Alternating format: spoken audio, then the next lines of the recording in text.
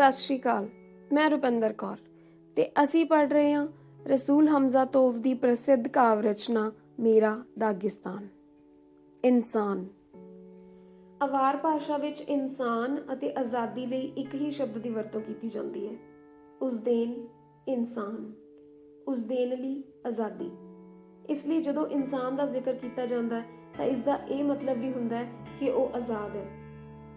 ਇੱਕ ਕਬਰ ਦੇ ਪੱਥਰ ਤੇ ਉਕਰੇ ਸ਼ਬਦ।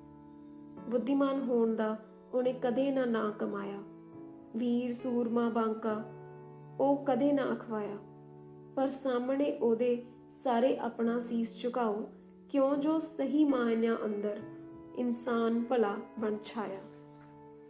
ਅਨੇਕ ਸਦੀਆਂ ਤੋਂ ਪਹਾੜੀ ਲੋਕ ਪਹਾੜਾਂ ਵਿੱਚ ਰਹਿ ਰਹੇ ਨੇ ਤੇ ਹਮੇਸ਼ਾ ਹੀ ਇਹਨਾਂ ਨੂੰ ਇਨਸਾਨਾਂ ਦੀ ਲੋੜ ਮਹਿਸੂਸ ਹੁੰਦੀ ਹੈ। ਇਨਸਾਨਾਂ ਦੀ ਲੋੜ ਹੈ। ਇਨਸਾਨ ਤੋਂ ਬਿਨਾਂ ਕਿਸੇ ਤਰ੍ਹਾਂ ਵੀ ਕੰਮ ਨਹੀਂ ਚੱਲ ਸਕਦਾ।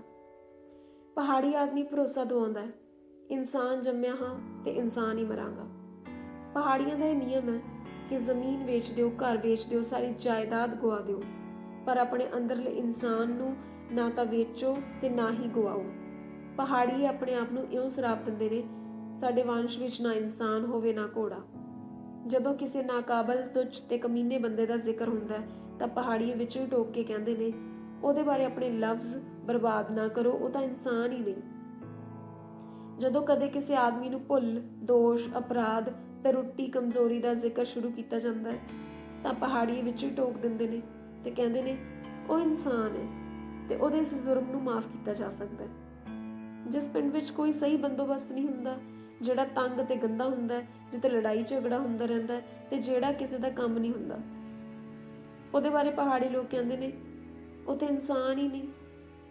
ਜਿਸ ਪਿੰਡ 'ਚ ਬੰਦੋਬਸਤ ਸਹੀ ਹੁੰਦਾ, ਸ਼ਾਂਤੀ ਹੁੰਦੀ ਹੈ, ਉਹਦੇ ਬਾਰੇ ਕਿਹਾ ਜਾਂਦਾ ਹੈ, ਉੱਥੇ ਇਨਸਾਨ ਨੇ। ਇਨਸਾਨ ਇਹ ਮੁੱਖ ਲੱਛਣ, ਅਣਮੁੱਲਾ ਗਹਿਣਾ ਤੇ ਮਹਾਨ ਚਮਤਕਾਰ ਹੈ। ਦਾਗਿਸਤਾਨ ਵਿੱਚ ਇਨਸਾਨ ਕਿੱਥੋਂ ਪ੍ਰਗਟ ਹੋਇਆ? ਪਹਾੜੀ ਲੋਕਾਂ ਦੇ ਅਨੂਠੇ ਕਬੀਲੇ ਦੀ ਸ਼ੁਰੂਆਤ ਕਿਵੇਂ ਹੋਈ? ਇਹਦੀਆਂ ਜੜ੍ਹਾਂ ਕਿੱਥੇ ਨੇ? ਇਹਦੇ ਬਾਰੇ ਬਹੁਤ ਸਾਰੀਆਂ ਦੰਦ ਕਥਾਵਾਂ ਤੇ ਕਿੱਸੇ ਕਹਾਣੀਆਂ ਨੇ। ਇਹਨਾਂ 'ਚੋਂ ਬਚਪਨ 'ਚ ਮੈਂ ਇੱਕ ਸੁਣੀ ਸੀ ਕਹਾਣੀ। ਧਰਤੀ ਉੱਤੇ ਤਰ੍ਹਾਂ ਤਰ੍ਹਾਂ ਦੇ ਜਾਨਵਰ ਤੇ ਪਰਿੰਦਿਆਂ ਦਾ ਜਨਮ ਹੋ ਚੁੱਕਿਆ ਸੀ ਤੇ ਉਹਨਾਂ ਦੇ ਨਿਸ਼ਾਨ ਲੱਭਦੇ ਸੀ, ਪਰ ਇਨਸਾਨ ਦੇ ਪੈਰਾਂ ਦੇ ਨਿਸ਼ਾਨ ਕਿਤੇ ਵੀ ਨਹੀਂ ਸੀ। ਇਸ ਤਰ੍ਹਾਂ ਤਰ੍ਹਾਂ ਤਰ੍ਹਾਂ ਦੀਆਂ ਆਵਾਜ਼ਾਂ ਸੁਣਾਈ ਦਿੰਦੀਆਂ ਸੀ, ਪਰ ਇਨਸਾਨ ਦੀ ਆਵਾਜ਼ ਕਦੇ ਵੀ ਨਹੀਂ ਸੁਣਦੀ ਸੀ। ਇਨਸਾਨ ਤੋਂ ਬਿਨਾਂ ਧਰਤੀ ਜ਼ਬਾਨ ਤੋਂ ਬਿਨਾਂ ਮੂੰਹ ਤੇ ਦਿਲ ਤੋਂ ਬਗੈਰ ਛਾਤੀ ਵਾਂਗ ਸੀ। ਇਸ ਧਰਤੀ ਤੇ ਬੜੇ ਸ਼ਕਤੀਸ਼ਾਲੀ ਤੇ ਬਹਾਦਰ ਉਕਾਬ ਅਸਮਾਨ ਵਿੱਚ ਉੱਡਦੇ ਰਹਿੰਦੇ ਸੀ। ਜਿਸ ਦਿਨ ਦਾ ਜ਼ਿਕਰ ਚੱਲ ਰਿਹਾ ਹੈ, ਉਸ ਦਿਨ ਇੰਨੇ ਜ਼ੋਰ ਨਾਲ ਬਰਫ਼ ਪੈ ਰਹੀ ਸੀ ਜਾਣੋ ਪ੍ਰਿਥਵੀ ਦੇ ਸਾਰੇ ਪੰਛੀਆਂ ਦੇ ਖੰਭ ਖੋਹੇ ਜਾ ਰਹੇ ਹੋਣ ਤੇ ਉਹ ਹਵਾ ਵਿੱਚ ਉੱਡ ਰਹੇ ਹੋਣ। ਕਾਲੇ ਬੱਦਲਾਂ ਨੇ ਆਕਾਸ਼ ਨੂੰ ਢੱਕ ਲਿਆ, ਧਰਤੀ ਬਰਫ਼ ਨਾਲ ਗੱਜੀ ਗਈ, ਸਭ ਰਲ ਗੱਡ ਹੋ ਗਿਆ ਤੇ ਇਹ ਸਮਝ ਸਕਣਾ ਕਠਿਨ ਸੀ ਕਿ ਧਰਤੀ ਕਿੱਥੇ ਹੈ ਤੇ ਆਕਾਸ਼ ਕਿੱਥੇ। ਇਸ ਵਕਤ ਇੱਕ ਉਕਾਬ, ਜਿਹਦੇ ਖੰਭ ਤਲਵਾਰਾਂ ਜਿਹੇ ਤੇ ਚੁੰਝ ਖੰਜਰ ਵਰਗੀ ਸੀ, ਆਪਣੇ ਟਿਕਾਣੇ ਵੱਲ ਮੁੜ ਰਿਹਾ ਸੀ। ਜਾਂ ਤਾਂ ਉਕਾਬ ਉਚਾਈ ਬਾਰੇ ਭੁੱਲ ਗਿਆ ਤੇ ਜਾਂ ਫਿਰ ਉਚਾਈ ਉਹਦੇ ਬਾਰੇ ਭੁੱਲ ਗਈ, ਪਰ ਉੱਡਦਿਆਂ ਉੱਡਦਿਆਂ ਹੀ ਉਹ ਕਠੋਰ ਚੱਟਾਨ ਨਾਲ ਜਾ ਟਕਰਾਇਆ। ਅਵਾਰ ਜਾਤੀ ਦੇ ਲੋਕਾਂ ਦਾ ਕਹਿਣਾ ਹੈ ਕਿ ਗੁਨੀਬ ਪਰਬਤ ਉੱਤੇ ਏਦਾਂ ਹੀ ਹੋਇਆ ਸੀ। ਲਾਕ ਜਾਤੀ ਵਾਲੇ ਕਹਿੰਦੇ ਨੇ ਕਿ ਇਹ ਘਟਨਾ ਤੁਰਚੀ ਦਾਗ ਪਰਬਤ ਤੇ ਵਾਪਰੀ ਸੀ। ਲੇਜ਼ਗੀਨ ਜਾਤੀ ਦੇ ਲੋਕ ਵਿਸ਼ਵਾਸ ਦਿਵਾਉਂਦੇ ਨੇ ਕਿ ਇਹ ਤਾਂ ਸ਼ਾਹਦਾਗ ਪਰਬਤ ਤੇ ਹੋਇਆ ਸੀ। ਪਰ ਇਹ ਘਟਨਾ ਭਾਵੇਂ ਕਿਤੇ ਵੀ ਕਿਉਂ ਨਾ ਵਾਪਰੀ ਹੋਵੇ, ਚਟਾਨ ਤਾਂ ਚਟਾਨ ਹੈ ਤੇ ਉਕਾਬ ਉਕਾਬ। ਐਵੇਂ ਤਾਂ ਨਹੀਂ ਆਖਿਆ ਜਾਂਦਾ, ਪਰਿੰਦੇ ਨੂੰ ਪੱਥਰ ਮਾਰੋ ਪਰਿੰਦਾ ਮਰ ਜਾਏਗਾ, ਪਰਿੰਦੇ ਨੂੰ ਪੱਥਰ ਤੇ ਮਾਰੋ ਪਰਿੰਦਾ ਮਰ ਜਾਏਗਾ। ਮੁਮਕਿਨ ਹੈ ਕਿ ਚਟਾਨ ਉੱਤੇ ਡਿੱਗ ਕੇ ਮਰਨ ਵਾਲਾ ਇਹ ਪਹਿਲਾ ਉਕਾਬ ਨਹੀਂ ਸੀ, ਪਰ ਇਹ ਉਕਾਬ ਜਿਹਦੇ ਖੰਭ ਤਲਵਾਰਾਂ ਜਿਹੇ ਸੀ ਤੇ ਚੁੰਝ ਖੰਜਰ ਜਿਹੀ, ਚਟਾਨ ਨਾਲ ਟਕਰਾ ਕੇ ਮਰਿਆ ਨਹੀਂ। ਇਹਦੇ ਖੰਭ ਟੁੱਟ ਗਏ ਪਰ ਦਿਲ ਧੜਕਦਾ ਰਿਹਾ। ਤਿੱਖੀ ਚੁੰਝ ਤੇ ਲੋਹੇ ਵਾਂਗ ਮਜ਼ਬੂਤ ਪੰਜੇ ਜਿਉਂ ਦੇ ਤਿਉਂ ਬਣੇ ਰਹੇ। ਇਸ ਨੂੰ ਆਪਣੀ ਜ਼ਿੰਦਗੀ ਲਈ ਸੰਘਰਸ਼ ਕਰਨਾ ਪਿਆ।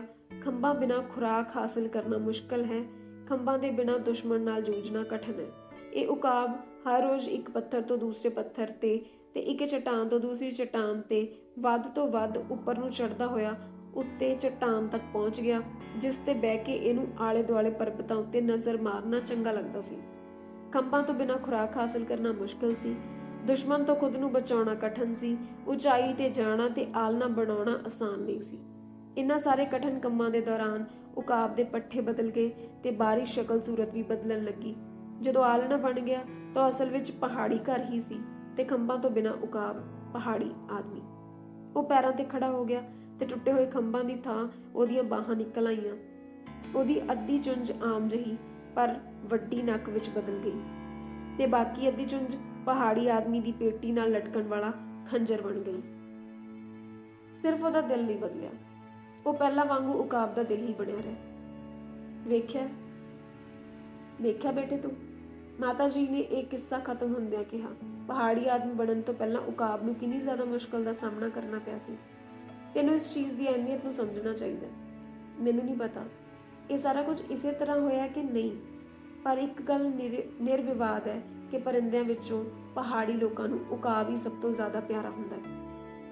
ਨੇਕ ਤੇ ਬਹਾਦਰ ਆਦਮੀ ਨੂੰ ਉਕਾਬ ਕਿਹਾ ਜਾਂਦਾ ਹੈ। ਪੁੱਤਰ ਦਾ ਜਨਮ ਹੁੰਦਾ ਹੈ ਤਾਂ ਪਿਓ ਇਹ ਐਲਾਨ ਕਰਦਾ ਹੈ ਕਿ ਮੇਰੇ ਘਰ ਉਕਾਬ ਦਾ ਜਨਮ ਹੋਇਆ। ਧੀ ਜਦੋਂ ਛੇਤੀ ਤੇ ਬੜੀ ਫੁਰਤੀ ਨਾਲ ਕੰਮ ਕਰਕੇ ਘਰ ਮੁੜਦੀ ਹੈ ਤਾਂ ਮਾਂ ਕਹਿੰਦੀ ਹੈ ਮੇਰੀ ਉਕਾਬ ਧੀ ਆ ਗਈ ਉੱਡ ਕੇ। ਮਹਾਨ ਦੇਸ਼ ਭਗਤੀ ਭਰੇ ਯੁੱਧ ਵੇਲੇ ਦਾਗਿਸਤਾਨ ਦੇ ਸੂਰਮਿਆਂ ਦੇ ਬਾਰੇ ਇੱਕ ਕਿਤਾਬ ਲਿਖੀ ਗਈ ਸੀ ਜਿਹਦਾ ਨਾਂ ਸੀ ਪਹਾੜੀ ਉਕਾਬ। ਪੁਰਾਣੇ ਘਰਾਂ ਦੇ ਦਰਵਾਜ਼ਿਆਂ, ਪੰਘੂੜਿਆਂ ਤੇ ਖੰਜਰਾਂ ਉੱਤੇ ਅਕਸਰ ਹੀ ਪੱਚੀਕਾਰੀ ਦੇ ਰੂਪ ਵਿੱਚ ਜਾਂ ਕਿਸੇ ਹੋਰ ਸ਼ਕਲ ਵਿੱਚ ਉਕਾਬ ਦੀ ਸ਼ਕਲ ਬਣੀ ਹੋਈ ਦਿਸਦੀ ਸੀ। ਇਹ ਸਹੀ ਹੈ ਕਿ ਇਸ ਸਿਲਸਿਲੇ ਵਿੱਚ ਹੋਰ ਕਿਸੇ ਕਹਾਣੀਆਂ ਵੀ ਨੇ। ਜਦੋਂ ਇਸ ਦੁਨੀਆ ਵਿੱਚ ਕਿਸਮਤ ਦੇ ਚੱਕਰਾਂ ਬਾਰੇ ਸੋਚਿਆ ਜਾਂਦਾ ਹੈ, ਜਦੋਂ ਪਿਓ ਮਾਤ ਭੂਮੀ ਤੋਂ ਦੂਰ ਦੂਸਰੀ ਦੁਨੀਆ ਨੂੰ ਕੂਚ ਕਰਨ ਵਾਲੇ ਪੁੱਤਰਾਂ ਨੂੰ ਯਾਦ ਕਰਦੇ ਨੇ, ਜਾਂ ਜਦੋਂ ਪੁੱਤਰ ਪਰਲੋਕ ਸਿਧਾਰ ਗਏ ਪਿਓਵਾਂ ਨੂੰ ਯਾਦ ਕਰਦੇ ਨੇ, ਤਾਂ ਇਸ ਤਰ੍ਹਾਂ ਮੰਨਦੇ ਨੇ ਕਿ ਪਹਾੜੀ ਆਦਮੀ ਉਕਾਬ ਤੋਂ ਨਹੀਂ ਸਗੋਂ ਉਕਾਬ ਪਹਾੜੀ ਆਦਮੀਆਂ ਤੋਂ ਬਣੇ ਨੇ। ਨਦੀਆਂ ਅਤੇ ਚਟਾਨਾਂ ਉੱਪਰ ਉੱਚਾ ਉੱਡਣ ਵਾਲੇ, ਕਿਹੜੇ ਤੇਰਾ ਵੰਸ਼ ਉਕਾਬਾ, ਕਿਸ ਥਾਂ ਤੋਂ ਤੂੰ ਆਇਆ। ਅਨੇਕਾਂ ਤੇਰੇ ਪੁੱਤ ਪੋਤਰੇ ਮਾਤ ਭੂਮੀ ਲਈ ਮਰ ਮਿਟੇ, ਦਿਲ ਉਹਨਾਂ ਦਾ ਖੰਭ ਉਹਨਾਂ ਦੇ, ਸਾਡੇ ਵਿੱਚੋਂ ਹਰ ਕੋਈ ਲਾ ਕੇ ਇਸ ਧਰਤੀ ਤੇ ਆਇਆ। ਦੂਰ ਹਨੇਰੇ ਅੰਬਰ ਦੇ ਵਿੱਚ ਝਿਲਮਿਲ ਕਰਦੇ ਤਾਰਿਓ, ਤੁਹਾਡਾ ਕਿਹੜਾ ਵੰਸ਼ ਹੈ, ਦੱਸੋ ਕਿਸ ਥਾਂ ਤੋਂ ਆਇਓ। ਅਨੇਕਾਂ ਤੇਰੇ ਵੀਰ ਸੂਰਮੇ ਰਣ ਖੇਤਰ ਜੋ ਰਹਿ ਗਏ, ਚਮਕ ਉਹਨਾਂ ਦੀ ਅੱਖਾਂ ਦੀ ਲੈ ਕੇ ਹਾਂ ਵਣ ਰੌਸ਼ਨੀ ਆਏ। ਤੇ ਇਹੀ ਵਜ੍ਹਾ ਹੈ ਕਿ ਦਾਗਿਸਤਾਨ ਦੇ ਲੋਕ ਪਿਆਰ ਅਤੇ ਆਸ ਨਾਲ ਆਕਾਸ਼ ਵੱਲ ਦੇਖਦੇ ਨੇ। ਉੱਡ ਕੇ ਆਉਣ ਤੇ ਉੱਡ ਕੇ ਜਾਣ ਵਾਲੇ ਪੰਛੀਆਂ ਨੂੰ ਵੀ ਇਸੇ ਤਰ੍ਹਾਂ ਹੀ ਵੇਖਦੇ ਨੇ। ਪਹਾੜੀ ਲੋਕ ਨੀਲੇ ਅੰਬਰ ਨੂੰ ਬਹੁਤ ਚਾਹੁੰਦੇ ਨੇ। ਖੂਬਸੂਰਤ ਰੇਜ਼ੇਦਾ, ਉਹ ਵੀ ਮੈਨੂੰ ਯਾਦ ਆ ਰਹੀ ਹੈ। ਦਾਗਿਸਤਾਨ ਦੇ ਅਸਮਾਨ ਤੋਂ ਉਹਨੇ ਗੁਨੀਬ ਪਰਬਤ ਤੋਂ ਛਾਲ ਮਾਰੀ ਸੀ। ਉਹਦੀ ਖਿੜਕੀ ਦੇ ਹੇਠਾਂ ਉਦੋਂ ਕਿੰਨੇ ਪੰਦੂਰਾ ਵਾਜੇ ਗੂੰਜ ਉੱਠੇ ਸੀ। ਇੱਕ ਵੀ ਤਾਂ ਜਵਾਨ ਕਵੀ ਅਜਿਹਾ ਨਹੀਂ ਸੀ ਜਿਹਨੇ ਆਪਣੀ ਕਵਿਤਾ ਉਹਨੂੰ ਸਮਰਪਿਤ ਨਾ ਕੀਤੀ ਹੋਵੇ। ਬੁਈ ਨਾਕਸਕ ਸ਼ਹਿਰ ਵਿੱਚ ਇੱਟਾਂ ਦਾ ਇੱਕ ਛੋਟਾ ਜਿਹਾ ਘਰ ਹੈ। ਉਹਨੇ ਦਿਨੀ ਕਿੰਨੀਆਂ ਨਜ਼ਰਾਂ ਉਹਦੇ ਤੇ ਟਿਕੀਆਂ ਹੋਈਆਂ ਰਹਿੰਦੀਆਂ ਸੀ। ਖੂੰਜਾ, ਗੁਨੀਬ ਤੇ ਕੁਮੁਖ ਪਿੰਡਾਂ ਵਿੱਚ ਘੋੜਿਆਂ ਉੱਤੇ ਜ਼ੀਨ ਕੱਸੇ ਗਏ ਤਾਂ ਕਿ ਲੰਮੀਆਂ ਗੁੱਤਾਂ ਵਾਲੀ ਹੁਸੀਨਾ ਨੂੰ ਅਗਵਾ ਕਰ ਲਿਆ ਜਾਏ। ਪਰ ਇੱਕ ਲੈਨਿਨਗਰਾਦ ਵਾਸੀ ਆਇਆ ਤੇ ਸਾਡੀ ਰੇਜ਼ੇਦਾ ਨੂੰ ਹਵਾਈ ਜਹਾਜ਼ ਵਿੱਚ ਬਿਠਾ ਕੇ ਨਾਲ ਲੈ ਗਿਆ। ਉਹਨੇ ਹਵਾ ਵਿੱਚ ਉੱਡਦੇ ਹਵਾਈ ਜਹਾਜ਼ ਤੋਂ ਹੱਥ ਹਿਲਾ ਕੇ ਹੇਠਾਂ ਧਰਤੀ ਉੱਤੇ ਰਹਿਣ ਵਾਲੇ ਆਪਣੇ ਸਾਰੇ ਆਸ਼ਕਾਂ ਨੂੰ ਅਲਵਿਦਾ ਕਹਿ ਦਿੱਤੀ। ਸਾਡੇ ਕਵੀ ਉਹਨੂੰ ਜਾਂਦੀ ਹੋਇਆਂ ਮੂੰਹ ਖੋਲੀ ਵੇਖਦੇ ਰਹਿ ਗਏ ਤੇ ਬਾਅਦ ਵਿੱਚ ਉਸ ਕਬੂਤਰੀ ਦੇ ਬਾਰੇ ਕਵਿਤਾਵਾਂ ਰਚਣ ਲੱਗੇ ਜਿਹਨੂੰ ਉਕਾਬ ਆਪਣੇ ਨਾਲ ਉਡਾ ਕੇ ਲੈ ਗਿਆ ਸੀ। ਦੂਸਰੇ ਵਿਸ਼ਵ ਯੁੱਧ ਦੇ ਸਮੇਂ ਰੇਜ਼ੇਦਾ ਲੈਨਿਨਗਰਾਦ ਵਿੱਚ ਸੀ। ਉਹਨੇ ਲਿਖਿਆ, ਇਸ ਸ਼ਹਿਰ ਵਿੱਚ ਨਾ ਸਿਰਫ ਹੁਣ ਦੁੱਧ ਰੰਗੀਆਂ ਜਾਂ ਚਾਂਦੀ ਵੰਨੀਆਂ ਰਾਤਾਂ ਹੀ ਨਹੀਂ ਰਹੀਆਂ, ਸਗੋਂ ਦਿਨ ਵੀ ਕਾਲੇ ਹੋ ਗਏ ਨੇ। ਲੈਨਿਨਗਰਾਦ ਅੱਗ ਦੀਆਂ ਲਾਟਾਂ ਵਿੱਚ, ਮੈਂ ਵੀ ਲਾਟਾਂ ਵਿੱਚ ਘਿਰੀ ਹੋਈ ਹਾਂ। ਧੂਏ ਅਤੇ ਅੱਗ ਵਿੱਚੋਂ ਆਕਾਸ਼ ਨੂੰ ਵੇਖਦੀ ਹਾਂ, ਪਰ ਆਕਾਸ਼ ਵਿੱਚ ਵੀ ਲੜਾਈ ਚੱਲਦੀ ਪਈ ਹੈ। ਮੇਰੇ ਪਤੀ ਸੈਯਦ ਅਨੇਕਾਂ ਵਾਰ ਦੁਸ਼ਮਣ ਦੀਆਂ ਅਖੀਰਲੀਆਂ ਸਫਾਂ ਤਾਈਂ ਹੋ ਕੇ ਆਏ ਨੇ। ਹੁਣ ਮੈਂ ਇਸ ਇਤਲਾਹ ਵਾਲੀਆਂ 3 ਚਿੱਠੀਆਂ ਹਾਸਲ ਕਰ ਚੁੱਕੀ ਹਾਂ ਕਿ ਉਹ ਸ਼ਹੀਦੀ ਪ੍ਰਾਪਤ ਕਰ ਚੁੱਕੇ ਨੇ। ਉਹ ਦੁਸ਼ਮਣ ਦੀਆਂ ਸਫਾਂ ਵਿੱਚ ਜਾ ਕੇ ਕੰਮ ਕਰਨ ਵਾਲੇ ਡਾਕਟਰ ਸੀ। ਮੇਰੇ ਕੋਲ ਉਹ ਲੋਕ ਆਉਂਦੇ ਰਹਿੰਦੇ ਨੇ ਜਿਨ੍ਹਾਂ ਦੀਆਂ ਉਹਨਾਂ ਨੇ ਜਾਨਾਂ ਬਚਾਈਆਂ। ਰੇਜ਼ੇਦਾ ਦਾਗਿਸਤਾਨ ਮੁੜ ਆਈ। ਆਪਣੇ ਦਾਗਿਸਤਾਨ ਦੇ ਆਕਾਸ਼ ਵਿੱਚ ਜਦੋਂ ਉਕਾਬ ਦੀ ਚੀਖ ਸੁਣਦੀ ਹੈ ਤਾਂ ਇਹੀ ਸੋਚਦੀ ਹੈ ਕਿ ਉਸਦੇ ਸੀਨੇ ਵਿੱਚ ਸੈਯਦ ਦਾ ਦਿਲ ਸਹਿਕਦਾ ਹੈ। ਅਨੇਕ ਵਾਰ ਮੇਰੀ ਇਸ ਗੱਲ ਲਈ ਆਲੋਚਨਾ ਕੀਤੀ ਗਈ ਕਿ ਆਪਣੀਆਂ ਕਵਿਤਾਵਾਂ ਵਿੱਚ ਮੈਂ ਅਕਸਰ ਉਕਾਬਾਂ ਦਾ ਜ਼ਿਕਰ ਕਰਦਾ, ਪਰ ਦੂਜੇ ਪੰਛੀਆਂ ਦੇ ਮੁਕਾਬਲੇ ਮੈਨੂੰ ਉਕਾਬ ਜ਼ਿਆਦਾ ਚੰਗੇ ਲੱਗਦੇ ਨੇ। ਤਾਂ ਮੈਂ ਕੀ ਕਰਾਂ? ਉਹ ਦੂਰ ਦੂਰ ਤੱਕ ਤੇ ਉੱਚੀ ਉਡਾਣ ਭਰਦੇ ਨੇ, ਜਦੋਂ ਕਿ ਦੂਸਰੇ ਪੰਛੀ ਜਵਾਰ ਬਾਜਰੇ ਦੇ ਦਾਣਿਆਂ ਦੇ ਕੋਲੇ ਨੱਠੇ ਭੱਜੇ ਰਹਿੰਦੇ ਨੇ ਤੇ ਚਹਿਕਦੇ ਰਹਿੰਦੇ ਨੇ। ਉਕਾਬਾਂ ਦੀ ਆਵਾਜ਼ ਵੀ ਉੱਚੀ ਤੇ ਸਾਫ਼ ਹੈ। ਜਿਉਂ-ਜਿਉਂ ਠੰਡ ਸ਼ੁਰੂ ਹੁੰਦੀ ਹੈ ਦੂਜੇ ਪੰਛੀ ਦਾਗਿਸਤਾਨ ਨਾਲ ਗਦਾਰੀ ਕਰਕੇ ਪਰਾਏ ਖੇਤਰਾਂ 'ਚ ਚਲੇ ਜਾਂਦੇ ਨੇ, ਪਰ ਉਕਾਬ ਉਹ ਤਾਂ ਕਦੀ ਵੀ ਆਪਣੀ ਮਾਤ ਭੂਮੀ ਨੂੰ ਨਹੀਂ ਛੱਡਦੇ, ਭਾਵੇਂ ਕਿਹੋ ਜਿਹਾ ਹੀ ਮੌਸਮ ਕਿਉਂ ਨਾ ਹੋਵੇ, ਗੋਲੀਆਂ ਦੀ ਕਿੰਨੀ ਠਾਠਾ ਭਾਵੇਂ ਕਿਹੋ ਜਿਹੀ ਵੀ ਦਹਿਸ਼ਤ ਪੈਦਾ ਕਿਉਂ ਨਾ ਕਰੇ। ਇਸ ਧਰਤੀ ਉੱਤੇ ਜਨਮ ਲੈਣ ਵਾਲਾ ਹਰ ਆਦਮੀ ਇਨਸਾਨ ਨਹੀਂ ਹੁੰਦਾ, ਉੱਡਣ ਵਾਲਾ ਹਰ ਪਰਿੰਦਾ ਉਕਾਬ ਨਹੀਂ ਹੁੰਦਾ। ਜਾਪਾਨੀ ਲੋਕ ਸਾਰਸਾਂ ਨੂੰ ਸਭ ਤੋਂ ਵੱਧ ਮਹੱਤਵਪੂਰਨ ਪੰਛੀ ਮੰਨਦੇ ਨੇ। ਉਹਨਾਂ ਵਿੱਚ ਅਜਿਹਾ ਮੰਨਿਆ ਜਾਂਦਾ ਕਿ ਜੇ ਕੋਈ ਬਿਮਾਰ ਬੰਦਾ ਕਾਗਜ਼ ਤੇ 1000 ਸਾਰਸ ਬਣਾ ਲੈਂਦਾ ਤਾਂ ਉਹ ਸਿਹਤਯਾਬ ਹੋ ਜਾਏਗਾ। ਉੱਡਦੇ ਹੋਏ ਸਾਰਸਾਂ, ਖਾਸ ਤੌਰ ਤੇ ਫੂਜ਼ੀਆਮਾ ਪਰਬਤ ਦੇ ਉੱਤੋਂ ਉੱਡਦੇ ਜਾ ਰਹੇ ਸਾਰਸਾਂ ਨਾਲ ਜਾਪਾਨੀ ਲੋਕ ਆਪਣੀਆਂ ਖੁਸ਼ੀਆਂ ਤੇ ਗਮੀਆਂ, ਮਿਲਣ ਤੇ ਜੁਦਾਈ, ਸੁਪਨਿਆਂ ਤੇ ਪਿਆਰੀਆਂ ਯਾਦਾਂ ਦੇ ਸੂਤਰ ਸੰਬੰਧ ਜੋੜਦੇ ਨੇ। ਸਾਰਸ ਮੈਨੂੰ ਵੀ ਚੰਗੇ ਲੱਗਦੇ ਨੇ। ਫਿਰ ਵੀ ਜਦੋਂ ਜਾਪਾਨੀਆਂ ਨੇ ਮੈਨੂੰ ਪੁੱਛਿਆ ਕਿ ਕਿਹੜਾ ਪੰਛੀ ਮੈਨੂੰ ਸਭ ਤੋਂ ਪਿਆਰਾ ਲੱਗਦਾ ਤਾਂ ਮੈਂ ਜਵਾਬ ਦਿੱਤਾ ਉਕਾਬ। ਉਹਨਾਂ ਨੂੰ ਚੰਗਾ ਨਹੀਂ ਲੱਗਿਆ। ਪਰ ਕੁਝ ਸਮੇਂ ਮਗਰੋਂ ਟੋਕੀਓ ਵਿੱਚ ਕਰਵਾਏ ਗਏ ਮੁਕਾਬਲੇ ਵਿੱਚ ਜਦੋਂ ਸਾਡਾ ਪਹਿਲਵਾਨ ਅਲੀ ਅਲੀਯੇਵ ਵਿਸ਼ਵ ਚੈਂਪੀਅਨ ਬਣ ਗਿਆ ਤੇ ਮੇਰੇ ਇੱਕ ਜਾਪਾਨੀ ਦੋਸਤ ਨੇ ਮੈਨੂੰ ਕਿਹਾ, ਤੁਹਾਡੇ ਉਕਾਬ ਕੋਈ ਬੁਰੇ ਪਰਿੰਦੇ ਨਹੀਂ। ਆਪਣੇ ਪਹਾੜੀ ਲੋਕਾਂ ਕੋਲ ਮੈਂ ਤੁਰਕੀ ਦੇ ਆਕਾਸ਼ ਵਿੱਚ ਉਕਾਬਾਂ ਅਤੇ ਸਾਰਸਾਂ ਵਿੱਚ ਹੋਈ ਲੜਾਈ ਦੀ ਚਰਚਾ ਕੀਤੀ। ਜਦੋਂ ਮੈਂ ਉਹਨਾਂ ਨੂੰ ਇਹ ਦੱਸਿਆ ਕਿ ਇਸ ਲੜਾਈ ਵਿੱਚ ਉਕਾਬ ਹਾਰ ਗਏ ਤਾਂ ਪਹਾੜੀ ਲੋਕ ਹੈਰਾਨ ਰਹਿ ਗਏ ਤੇ ਕਈਆਂ ਨੇ ਬੁਰਾ ਵੀ ਮਨਾਇਆ। ਉਹਨਾਂ ਨੇ ਮੇਰੇ ਲਫ਼ਜ਼ਾਂ ਉੱਤੇ ਵਿਸ਼ਵਾਸ ਨਹੀਂ ਕਰਨਾ ਚਾਹਿਆ, ਪਰ ਜੋ ਸੱਚਾਈ ਸੀ ਉਹ ਤਾਂ ਸੱਚਾਈ ਹੀ ਸੀ। ਤੂੰ ਠੀਕ ਹੈ ਨਾ ਰਸੂਲ, ਆਖਰ ਇੱਕ ਪਹਾੜੀਏ ਨੇ ਕਿਹਾ। ਸ਼ਾਇਦ ਉਕਾਬ ਲੜਾਈ ਵਿੱਚ ਹਾਰੇ ਨਹੀਂ, ਸਗੋਂ ਸਾਰੇ ਦੇ ਸਾਰੇ ਮਾਰੇ ਗਏ ਹੋਣ, ਪਰ ਇਹ ਤਾਂ ਬਿਲਕੁਲ ਦੂਸਰੀ ਗੱਲ ਹੈ। 2 ਵਾਰ ਸੋਵੀਅਤ ਸੰਘ ਦੇ ਸੂਰਮੇ ਦੀ ਉਪਾਧੀ ਨਾਲ ਸਨਮਾਨਿਤ ਮੇਰਾ ਇੱਕ ਮਸ਼ਹੂਰ ਦੋਸਤ ਸੀ, ਅਹਿਮਦ ਖਾਨ ਸੁਲਤਾਨ। ਉਹਦੇ ਪਿਤਾ ਜੀ ਦਾਗਿਸਤਾਨੀ ਤੇ ਮਾਤਾ ਜੀ ਤਾਤਾਰ ਸਨ। ਉਹ ਮਾਸਕੋ 'ਚ ਰਹਿੰਦਾ ਸੀ। ਦਾਗਿਸਤਾਨੀ ਉਹਨੂੰ ਆਪਣਾ ਤੇ ਤਾਤਾਰ ਉਹਨੂੰ ਆਪਣਾ ਸੂਰਮਾ ਮੰਨਦੇ ਸੀ। ਤੂੰ ਕਿੰਨਾ ਦਾ ਸੂਰਮਾ ਹੈ? ਮੈਂ ਇੱਕ ਵਾਰ ਉਹ ਤੋਂ ਪੁੱਛਿਆ। ਮੈਂ ਨਾ ਤਾਂ ਤਾਤਾਰਾਂ ਦਾ ਤੇ ਨਾ ਹੀ ਦਾਗਿਸਤਾਨੀਆਂ ਦੀ ਲਾਖ ਜਾਤੀ ਦੇ ਲੋਕਾਂ ਦਾ ਸੂਰਮਾ, ਮੈਂ ਤਾਂ ਸੋਵੀਅਤ ਸੰਘ ਦਾ ਸੂਰਮਾ ਹਾਂ। ਕਿਹਦਾ ਪੁੱਤਰ ਹਾਂ? ਆਪਣੇ ਮਾਪਿਓ ਦਾ। ਭਲਾ ਉਹਨਾਂ ਨੂੰ ਇੱਕ ਦੂਜੇ ਨਾਲੋਂ ਅਲੱਗਾ ਕੀਤਾ ਜਾ ਸਕਦਾ? ਮੈਂ ਇਨਸਾਨ ਹਾਂ। ਕਿਸੇ ਇਨਸਾਨ ਦੀ ਅਸਲੀ ਕੀਮਤ ਜਾਣਨ ਲਈ ਹੇਠ ਲਿਖੀਆਂ ਸੱਤਾਂ ਕੋਲੋਂ ਪੁੱਛ ਲੈਣਾ ਚਾਹੀਦਾ। ਮੁਸੀਬਤ ਕੋਲੋਂ, ਨੰਬਰ 2 ਖੁਸ਼ੀ ਕੋਲੋਂ, ਨੰਬਰ 3 ਔਰਤ ਕੋਲੋਂ, ਨੰਬਰ 4 ਤਲਵਾਰ ਕੋਲੋਂ, ਨੰਬਰ 5 ਚਾਂਦੀ ਕੋਲੋਂ, ਨੰਬਰ 6 ਬੋਤਲ ਕੋਲੋਂ, ਨੰਬਰ 7 ਖੁਦ ਉਹਦੇ ਕੋਲੋਂ। ਇਨਸਾਨ ਇਹ ਸਿਰਫ ਨਾਂ ਹੀ ਨਹੀਂ, ਉਪਾਧੀ ਹੈ, ਤੇ ਉਹ ਵੀ ਬਹੁਤ ਉੱਚੀ। ਇਹਨੂੰ ਹਾਸਲ ਕਰਨਾ ਕੋਈ ਸੌਖਾ ਨਹੀਂ। ਕੁਝ ਹੀ ਸਮਾਂ ਪਹਿਲਾਂ ਮੈਂ ਬੋਤਲੀਕ ਵਿੱਚ ਇੱਕ ਔਰਤ ਨੂੰ ਅਜਿਹੇ ਮਰਦ ਦੇ ਬਾਰੇ ਜੋ ਕਿਸੇ ਕੰਮ ਦਾ ਨਾ ਹੋਵੇ ਇਹ ਗੀਤ ਗਾਉਂਦੇ ਸੁਣਿਆ। ਉਹਦੇ ਵਿੱਚ ਕੁਝ ਘੋੜੇ ਜਿਹਾ, ਕੁਝ ਭੇਡ ਸਮਾਨ, ਅੰਸ਼ ਇੱਲ ਦਾ ਤੇ ਲੂੰਬੜੀ ਦੀ ਹੁੰਦੀ ਕੁਝ ਪਛਾਣ, ਕੁਝ ਮੱਛੀ ਜਿਹਾ, ਪਰ ਵੀਰਤਾ ਉਹਦਾ ਨਹੀਂ ਨਿਸ਼ਾਨ। ਕਿੱਥੇ ਇੱਜ਼ਤ ਮਾਣ। ਆਪਣੇ ਲਈ ਵਰ ਦੀ ਤਲਾਸ਼ ਕਰਨ ਵਾਲੀ ਮੁਟਿਆਰ ਨੇ ਗਿਲਾ ਕਰਦਿਆਂ ਹੋਇਆ ਕਿਹਾ, ਜੇ ਮੈਨੂੰ ਸਮੂਰ ਦੀ ਟੋਪੀ ਪਾਉਣ ਵਾਲੇ ਵਰ ਦੀ ਤਲਾਸ਼ ਹੁੰਦੀ ਤਾਂ ਮੈਂ ਉਹਨੂੰ ਕਦੋਂ ਦਾ ਲੱਭ ਲਿਆ ਹੁੰਦਾ। ਜੇ ਮੁੱਛਾਂ ਵਾਲੇ ਵਰ ਦੀ ਤਲਾਸ਼ ਹੁੰਦੀ ਤਾਂ ਉਹ ਵੀ ਮਿਲ ਜਾਂਦਾ। ਮੈਂ ਤਾਂ ਇਨਸਾਨ ਦੀ ਤਲਾਸ਼ ਵਿੱਚ ਹਾਂ। ਪਹਾੜੀ ਲੋਕ ਜਦੋਂ ਭੇਡ ਖਰੀਦਦੇ ਨੇ ਤਾਂ ਉਹਦੀ ਪੂਛਲ, ਉੱਨ ਤੇ ਮੋਟਾਪਾ ਜਾਂ ਚਰਬੀ ਵੱਲ ਧਿਆਨ ਦਿੰਦੇ ਨੇ। ਜਦੋਂ ਉਹ ਘੋੜਾ ਖਰੀਦਦੇ ਨੇ ਤਾਂ ਉਹਦੀ ਬੂਥੀ, ਲੱਤਾਂ ਤੇ ਬਾਹਰਲੀ ਪੂਰੀ ਡੀਲ ਡੌਲ ਨੂੰ ਜਾਂਚਦੇ ਪਰਖਦੇ ਨੇ। ਪਰ ਇਨਸਾਨ ਦਾ ਮੁਲਾਂਕਣ ਕਿਵੇਂ ਕੀਤਾ ਜਾਵੇ? ਉਹਦੇ ਇਹਨਾਂ ਲੱਛਣਾਂ ਵੱਲ ਧਿਆਨ ਦਿੱਤਾ ਜਾਵੇ, ਉਹਦੇ ਨਾਂ ਤੇ ਕੰਮ ਵੱਲ।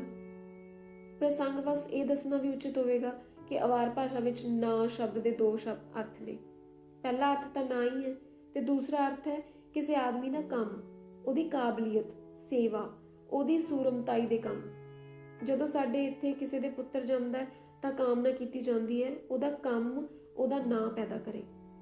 ਕਿਸੇ ਵੱਡੇ ਕੰਮ ਜਾਂ ਹਾਸਲ ਤੋਂ ਬਿਨਾਂ ਨਾਂ ਤਾਂ ਨਿਰਾਰਥਕ ਤੋਂ ਨਹੀਂ ਹੈ। ਮਾਤਾ ਜੀ ਮੈਨੂੰ ਸਿੱਖਿਆ ਦਿੰਦੇ ਸੀ, ਨਾਂ ਤੋਂ ਵੱਡਾ ਕੋਈ ਇਨਾਮ ਨਹੀਂ, ਜ਼ਿੰਦਗੀ ਤੋਂ ਵੱਡਾ ਕੋਈ ਖਜ਼ਾਨਾ ਨਹੀਂ, ਇਹਨੂੰ ਸਾਂਭ ਕੇ ਰੱਖੋ। ਸਿੰਗੀ ਤੇ ਉਕਰੇ ਸ਼ਬਦ। ਸਾਲ, ਹਜ਼ਾਰਾਂ, ਲੱਖਾਂ ਬੀਤੇ, ਫਿਰ ਬਾਂਦਰ ਹੌਲੀ ਹੌਲੀ ਬਣਿਆ ਬੰਦਾ, ਪਿੱਕੜ ਮੁੜ ਕੇ ਹਾਏ ਫਿਰ ਬਣਿਆ ਵਹਿਸ਼ੀ। ਸ਼ਾਮੀਲ ਨੇ ਜਦੋਂ ਗੁਨੀਤ ਪਹਾੜ ਉੱਤੇ ਮਜ਼ਬੂਤ ਕਿਲੇਬੰਦੀ ਕਰ ਲਈ ਤਾਂ ਉਹਨੂੰ ਹਰਾਉਣਾ ਕਿਸੇ ਵੀ ਤਰ੍ਹਾਂ ਸੰਭਵ ਨਹੀਂ ਸੀ।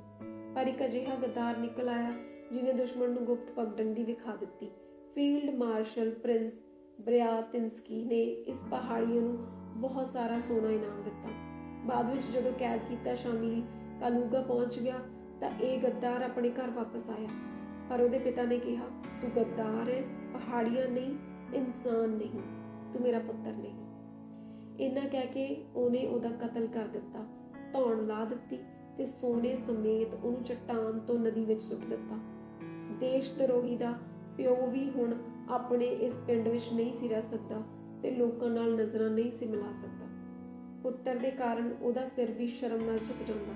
ਉਹ ਕਿਤੇ ਚਲਾ ਗਿਆ ਤੇ ਉਦੋਂ ਦਾ ਹੀ ਉਹਦਾ ਕੋਈ ਅਤਾ ਪਤਾ ਨਹੀਂ। ਉਸ ਥਾਂ ਦੇ ਕੋਲੋਂ ਲੰਘਦਿਆਂ ਹੋਇਆਂ ਜਿੱਥੇ ਗੱਦਾਰ ਦਾ ਸਿਰ ਸੁੱਟਿਆ ਗਿਆ ਸੀ, ਪਹਾੜੀ ਲੋਕ ਅੱਜ ਵੀ ਪੱਥਰ ਸੁੱਟਦੇ ਨੇ।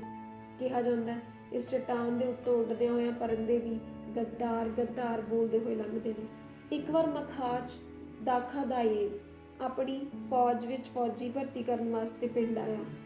ਗੋਦੇ ਕਾਨ ਵਿੱਚ ਉਹਨੇ ਦੋ ਪਹਾੜੀ ਬੰਦਿਆਂ ਨੂੰ ਤਾਸ਼ ਖੇਡਦੇ ਵੇਖਿਆ।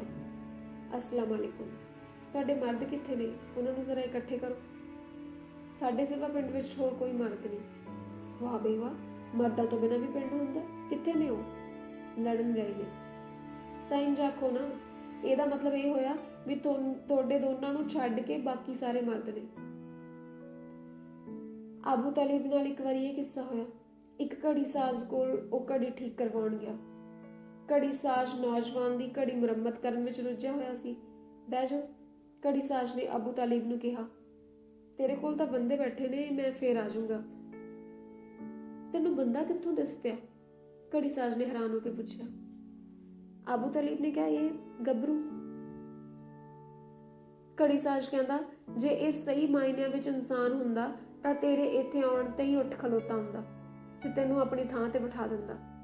ਦਾਗਿਸਤਾਨ ਨੇ ਇਹ ਤੋਂ ਕੀ ਲੈਣਾ ਭਈ ਇਸ ਨਿਕੰਮੇ ਦੀ ਘੜੀ ਠੀਕ ਵਕਤ ਦਿੰਦੀ ਹੈ ਜਾਂ ਨਹੀਂ, ਪਰ ਤੁਹਾਡੀ ਘੜੀ ਠੀਕ ਤਰ੍ਹਾਂ ਚੱਲਣੀ ਚਾਹੀਦੀ ਹੈ। ਆਬੂ ਤਾਲਿਬ ਨੇ ਬਾਅਦ ਦੱਸਿਆ ਕਿ ਜਦੋਂ ਉਹਨੂੰ ਦਾਗਿਸਤਾਨ ਦੇ ਲੋਕ ਕਵੀ ਦਾ ਖਿਤਾਬ ਦਿੱਤਾ ਗਿਆ ਤਾਂ ਉਸ ਵੇਲੇ ਉਹਨੂੰ ਇੰਨੀ ਖੁਸ਼ੀ ਨਹੀਂ ਹੋਈ ਸੀ ਜਿੰਨੀ ਇਸ ਘੜੀ ਸਾਜ਼ ਦੀ ਦੁਕਾਨ ਤੇ ਹੋਈ ਸੀ।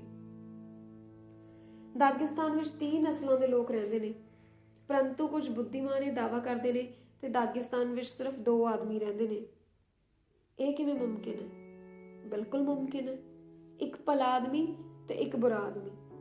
ਜੇ ਇਸ ਨਜ਼ਰੀਏ ਤੋਂ ਵੇਖਿਆ ਜਾਏ ਦੂਸਰੇ ਨੇ ਉਹਦੀ ਗਲਤੀ ਸੁਧਾਰੀ ਤਾਂ ਦਾਗਿਸਤਾਨ ਵਿੱਚ ਸਿਰਫ ਇੱਕ ਆਦਮੀ ਰਹਿੰਦਾ, ਕਿਉਂਕਿ ਬੁਰੇ ਆਦਮੀ ਤਾਂ ਆਦਮੀ ਹੁੰਦੇ ਹੀ ਨਹੀਂ।